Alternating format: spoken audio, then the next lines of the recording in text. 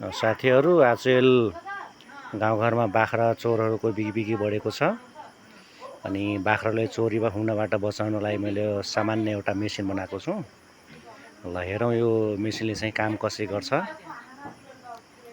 ल यसले चाहिँ यो बाख्रा खोरको ढोका खोल्ने बित्तिकै यो साइरन बज्न थाल्छ। अनि हामी चाहिँ तुरुन्तै बिउजिहाल्छौँ। यसलाई लगाउने बित्तिकै फेरि बन्द भइहाल्छ। यसले यसरी काम गर्ने गर्छ।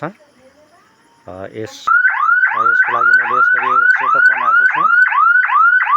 यसले चोर आउने बित्तिकै यसले यो ढोका खोलेर खोरभित्र पस्न खोज्ने बित्तिकै साइरन बजिहाल्छ। अनि यसलाई लगाउने बित्तिकै